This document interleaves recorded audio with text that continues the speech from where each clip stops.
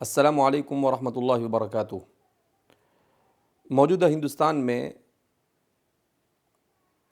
ہر دن کوئی نئی چیز سیاسی پلیٹ فارم سے وجود میں آ رہی ہے۔ تو اس مناسبت سے اس وقت سب سے زیادہ چرچا میں جو چیز ہے وہ ہے نیو ایجوکیشن پالیسی۔ ہمارے مسلمانوں میں بھی ابھی تک کے اس سلسلے میں جیسی بیداری آنی چاہیے بیداری نہیں ہے۔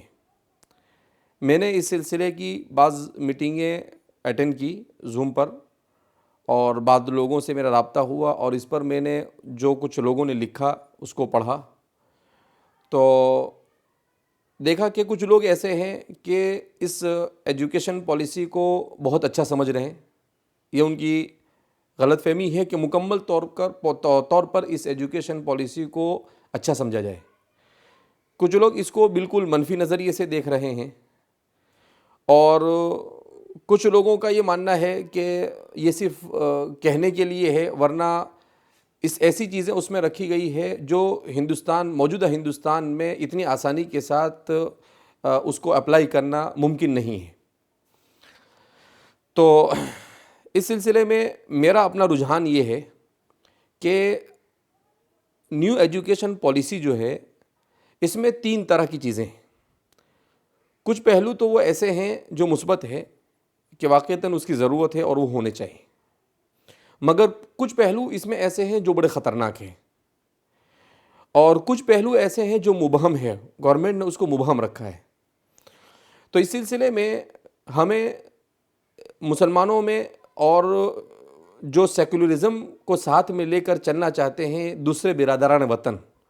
ان سب کے ساتھ مل کر یہ کرنا چاہیے کہ اس ایجوکیشن پالیسی کا کانسٹیٹیوشن کی روشنی میں مطالعہ ہونا چاہیے، گہرائی کے ساتھ، کہ اس میں سیکولرزم اور سیکولر تعلیم کا جو نعرہ ملک کی آزادی کے بعد لگایا گیا ہے، اور جس پر اس ملک کے پورے ایجوکیشن سسٹم کو اور پولیٹیکل سسٹم کو کھڑا کیا گیا ہے، کیا یہ اس سے ٹکرا تو نہیں رہا ہے؟ میں نے جہاں تک کہ اس کو پڑھا، مجھے ایسا محسوس ہوا کہ یہ سیکولر ایجوکیشن پالیسی سے بہت زیادہ ٹکراتا ہے۔ اس میں بہت ساری چیزیں ایسی ہیں جس میں خاص طور پر اقلیت، اور جب بھی ہندوستان کے تناظر میں اقلیت کہا جاوے تو اقلیت سے مسلمان ہی مراد ہوا کرتے ہیں، اگرچہ بہت ساری اقلیتیں ہیں، مگر چونکہ مسلمان بہت بڑی مقدار میں اقلیت میں ہیں، لہذا اس بنا پر ایک تو یہ کہ اقلیت کے سلسلے میں اتنی بڑی ایجوکیشن پالیسی کی جو انہوں نے تفصیلات شائع کی ہے اب تک کے، اس میں مشکل سے 1.5-2 صفحے آئے ہیں، اور اس 1.5-2 صفحے میں بھی ایسی باتیں گول مول کی گئی ہے کہ جیسے اقلیت کو گویا کہ ایجوکیشن سے کوئی لینا دینا ہے نہیں، اور ایجوکیشن سے ان کو کوئی فائدہ پہنچانا نہیں، یہ اس پورے 1.5 صفحے سے یہ سمجھ میں آتا ہے۔ تو ضرورت اس بات کی ہے کہ جو ایجوکیشن اور تعلیم کے میدان میں ہمارے ماہرین ہیں وہ اس پر مل بیٹھ کر سوچیں، اور سوچنے کے بعد جو اس کے مبہم پہلو ہیں حکومت سے اس کا مطالبہ کرے کہ وہ ان مبہم پہلوؤں کو واضح کرے۔ جیسے حکومت یہ کہتی ہے کہ قدیم تہذیب اور قدیم طریقے پر سائنس وغیرہ کو پڑھایا جائے۔ دنیا 21ویں صدی میں کہاں سے کہاں پہنچ گئی، اور آپ قدیم طریقے کا احیاء چاہتے ہیں، تو اس سے کیا سمجھا جا سکتا ہے؟ کیا مطلب ہے اس کا؟ کیا ضرورت ہے اس کی؟ آج کی دنیا میں اگر آپ یہ چاہتے ہیں کہ دنیا میں جو بہترین قسم کے ملک ہے ان کے صف میں جا کر آپ کھڑے رہیں، تو ظاہر سی بات ہے آپ بجائے اس کے کہ آپ قدیم طریقے کو اختیار کریں، آپ کو لیٹسٹ طریقہ اختیار کرنا پڑے گا۔ تو اس لیے یہ ایک عجیب و غریب قسم کی پالیسی جو میری سمجھ میں تو آتی نہیں۔ دوسرا، اس میں ایک چیز یہ کی گئی ہے کہ ہر علاقے میں وہاں کی مادری زبان میں بیسک تعلیم دی جائے گی۔ تو ظاہر سی بات ہے جب ہر علاقے میں اس کی تعلیم دی جائے گی مادری زبان میں، اور جب مادری زبان میں تعلیم دی جائے گی تو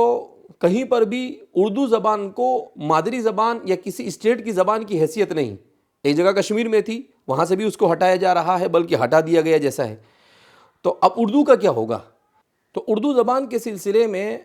اس ایجوکیشن پالیسی میں کوئی نہ تو کہیں اس کا تذکرہ ہے اور نہ ہی اس کے ڈیولپمنٹ کی کوئی بات ہے، بلکہ ایسا محسوس ہوتا ہے گویا کہ اس کو سائڈ کیا جا رہا ہے۔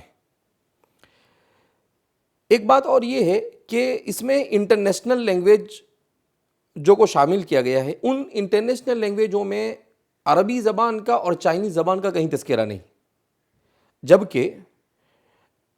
عربوں کے ساتھ ہندوستان کے، عرب ممالک کے ساتھ، خلیجی ممالک کے ساتھ ہندوستان کے تجارتی تعلقات ہے، تو جب عربی زبان کوئی سیکھے گا ہی نہیں تو ان تجارتی تعلقات کے ساتھ کیا کیا جائے گا؟ ایک بات۔ دوسری بات یہ کہ مسلمانوں کے لیے بھی وہ زبان ضروری ہے، تو جو مسلمان عربی زبان میں آگے تعلیم حاصل کرنا چاہتا ہے، بی اے، ایم اے وغیرہ کرنا چاہتا ہے، اس کا کیا ہوگا؟ چائنا اگرچہ اس وقت ہندوستان اور چائنا کے درمیان کشمکش ہے، مگر چونکہ اس وقت اقتصاد میں وہ سب سے آگے ہے، تو اس معنی کر کے ہمیں اگر ان سے مقابلہ کرنا ہے تو ان کی زبان تو سیکھنی پڑے گی ہمیں۔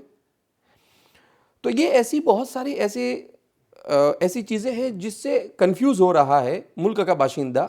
کہ آخر اس ایجوکیشن پالیسی سے حکومت چاہتی کیا ہے۔ تو میں جہاں تک سمجھتا ہوں کہ تین طرح کی جو چیزیں ہیں کہ اس کے جو منفی پہلو ہے اس کو مکمل طور پر سمجھانے کی ضرورت ہے پورے ملک کے باشندوں کو، جو اس کے مثبت پہلو ہے ان مثبت پہلوؤں کا کس طرح سے اپلائی ہو سکے، اس کی فکر کیسے ہو سکتی ہے۔ اب ایک سوچنے ایسی بات ہے کہ آزادی کے بعد سے اب تک کے 73 سال میں جی ڈی پی کا 2% بھی اس کے اوپر اب تک کے خرچ نہیں کیا گیا، اور اس میں کہا جا رہا ہے کہ 6% خرچ کیا جائے گا۔ تو جو ماہرین ہیں ان کا کہنا ہے کہ یہ سمجھ میں آنے والی بات نہیں ہے، اگر اتنا خرچ ہو جائے تو ہندوستان کہاں سے کہاں پہنچ جائے گا، لیکن اس کو کس طرح سے خرچ کیا جائے گا، ایک بات۔ دوسرا، اس کا ڈیوریشن اتنا لمبا رکھا گیا ہے کہ ایسا کہہ رہے ہیں کہ 2040 تک اس کو اپلائی کریں گے، تو اتنا لمبا وقت اس کی ضرورت کیا ہے، جبکہ آج تو دنیا میں ایک ایک سیکنڈ کا کئی وہ حصہ بھی اس کے اوپر بھی یعنی اس کو بھی نظر رکھی جا رہی ہے، اور آدمی کتنی تیزی کے ساتھ آگے بڑھ رہا ہے۔ تو اس لیے ان ساری چیزوں کو سامنے رکھتے ہوئے اس کے جو مبہم پہلو ہے، بہت ساری جگہ پر جیسے کہ کہا گیا ہے کہ اس میں کلچر اور ثقافت کو خاص پوزیشن دی جائے گی، تو کلچر اور ثقافت سے کیا مطلب؟ کیا ایک خاص اور مخصوص کلچر ہے، یا تمام جتنے لوگ یہاں پر اس ملک میں رہتے ہیں ان تمام لوگوں کے کلچر اور ان کی ثقافت کو اس میں خاص جگہ دی جائے گی؟ اگر کسی ایک کو دی جا رہی ہے تو پھر سیکولرزم کہاں جائے گا اس ملک کا؟ تو اس لیے یہ ایک گویا کہ بہت اہم فیصلہ ہوا ہے حکومت کی طرف سے، جس میں اس کے مثبت پہلوؤں کو ہمیں حکومت کا ساتھ دینا چاہیے، منفی پہلوؤں کے سلسلے میں کانسٹیٹیوشن کی روشنی میں جو وکلاء اس کے ماہرین ہیں اور جو ایجوکیشن کے ماہرین ہیں وہ سب مل کر اس کو کس طریقے سے ہٹایا جاوے اور گورنمنٹ پر پریشر ڈالا جائے، اس کی کوشش ہونی چاہیے۔ اور جو چیزیں مبہم ہے، جو غیر واضح ہے، ان چیزوں کے سلسلے میں حکومت سے سوال کیا جائے کہ وہ ان غیر مبہم چیزوں کو واضح کرے۔ یہ سارا پکچر کلیئر ہونا ایجوکیشن پالیسی کے لیے جو ہماری نئی پالیسی آئی ہے، میں سمجھتا ہوں کہ بہت زیادہ ضروری ہے کہ ہمارے سامنے یہ ساری چیزیں کلیئر ہو کر آئے۔ اس سلسلے میں میری اپنی ایک رائے یہ ہے کہ کچھ ماہرین تعلیم اور کچھ وکلاء جن کا یہ فیلڈ ہے وہ مل کر بیٹھیں، اور بیٹھنے کے بعد ملک کے لیول پر ایک کمیٹی بنائے، اور کمیٹی بنانے کے بعد وہ حکومت کے سامنے اس کو